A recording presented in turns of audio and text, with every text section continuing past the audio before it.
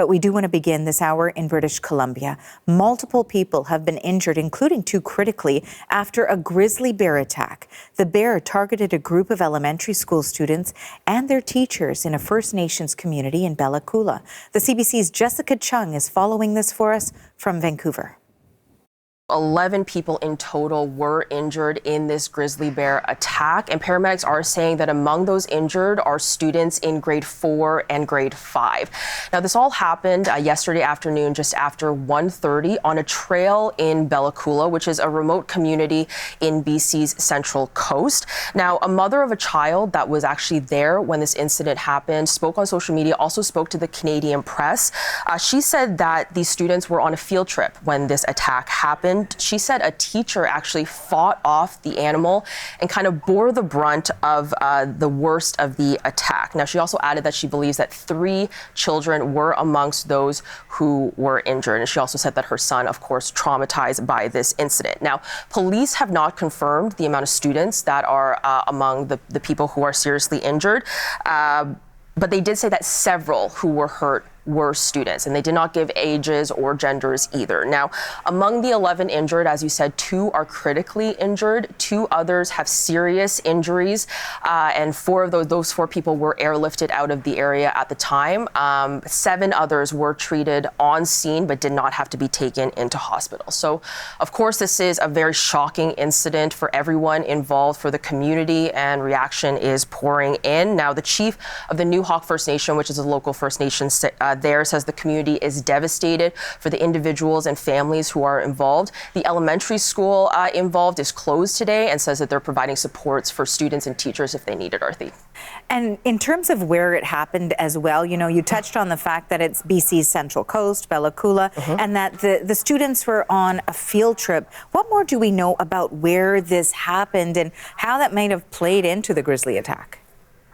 Yeah, for sure. So the students were on a field trip, as you said, in this area on a trail called the Old Trail, and that was in Bella Coola.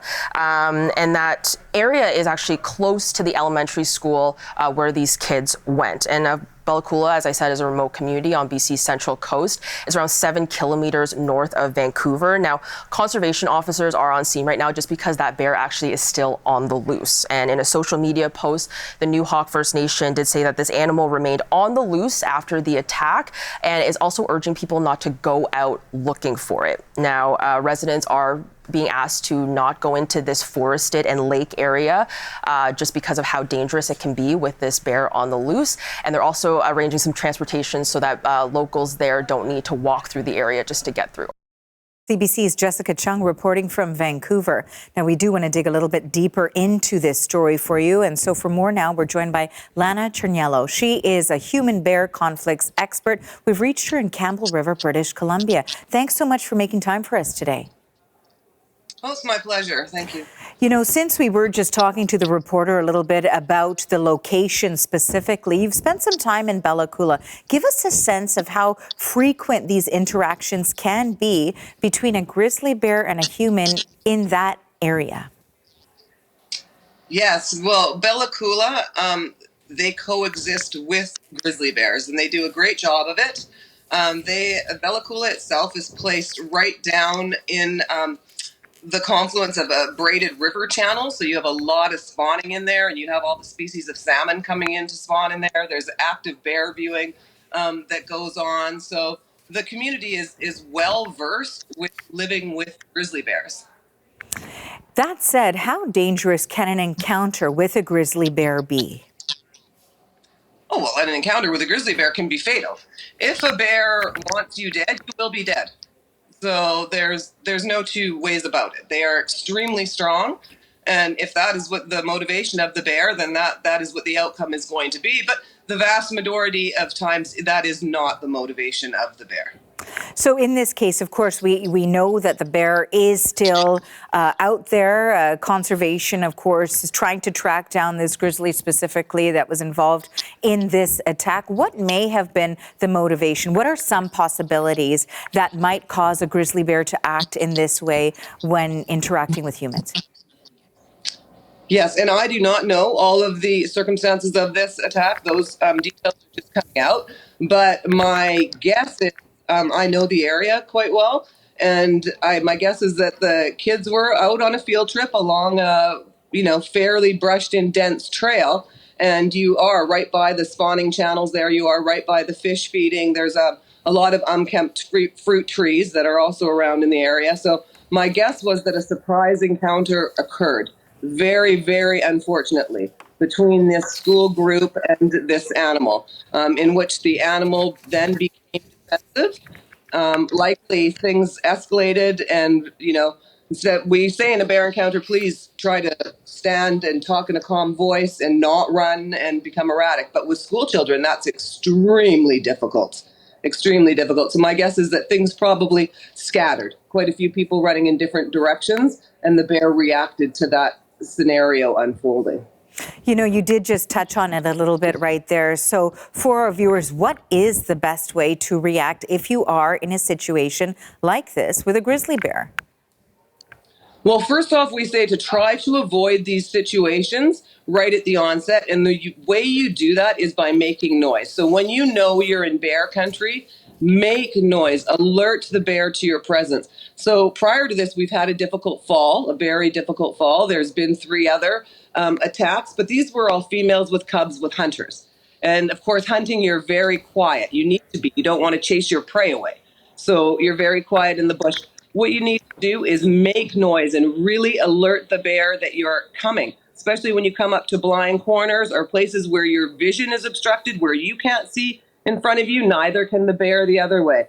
Remember, too, when you're in areas that are heavily brushed in, like trails in Bella Coola, that water that's running, if you're by a river, that can drown out the sound. So it's hard for both the human and the bear to hear each other. So the number one thing is to alert them to our presence. Now, in terms of outside of Bella Coola specifically, in general, across this country, particularly in British Columbia, have there been more interactions with bears? And if so, what might be the cause of that?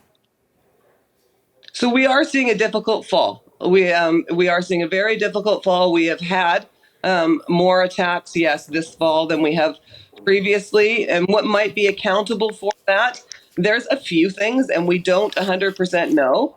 And it's likely a factor of all of these interacting together. So I'm going to name a few here. We do believe we have an increasing bear population in some areas. So bears are expanding out into areas where they previously occupied, but they haven't for a while. For example, the Texada bear.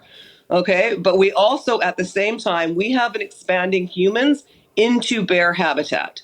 We are going into bear habitat and cutting things down at alarming rates. I see it right here in my town of Campbell River, where they're cutting massive swaths of forest for housing. So we are seeing 2 things interacting together there. We had, like I said, in the fall, prior to this, the 3 previous attacks are hunters, which are very quiet in the bush and do sort of everything we say not to do in bear country, because that's what they need to do while they're hunting in order to get their prey. Okay, so they're very quiet. So we've had these surprise encounters happening. We should note that prior to this, we do not know the demographic of this bear, whether it was a female and whether it was a female with cubs. We aren't sure. But the other 3 prior were females with cubs.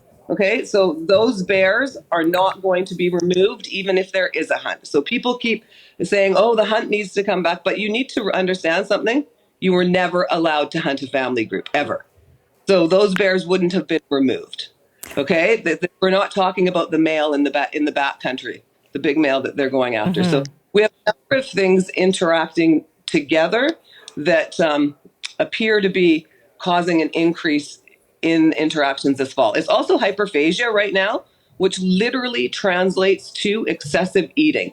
And bears are eating, up to 20,000 calories a day. 17 salmon per hour they've been recorded to eat in hyperphagia. So they're really trying to pack on the weight for the winter denning. So you also have that period going on right now. Very finally, Lana, I wanted to ask you, when we look at this particular case and we've got, 2 people critically injured, 2 others seriously hurt. In addition to that, we've got 7 people who were treated at the scene, not having to be transported to hospital, thankfully, and reports suggesting that one teacher was trying to fight off the bear as well here. I mean, How did this go versus how it could have gone? Well, I mean, obviously, it went very wrong. We never want this to happen, and my heart goes out to all of those involved, the families, and the victims here. But we want everybody to walk away, and the only way that can happen is if the bear and the people are speaking the same language.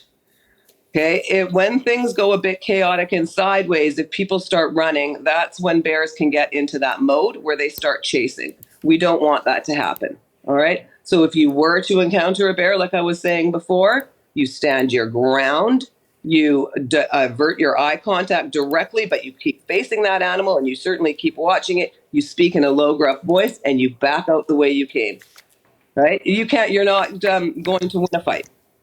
So we don't recommend that unless you've got a female with cubs and that female's right about to take you down. But in all other situations, we do not recommend that. So there's things we can do to try to make ourselves aware in bear country. But the number one thing is make noise. Okay. Lana, I want to thank you so much for your time today and for that advice. We appreciate it. Thank you for having me. Lana Cerniello, a human bear conflicts expert in Campbell River, British Columbia. Thank you again.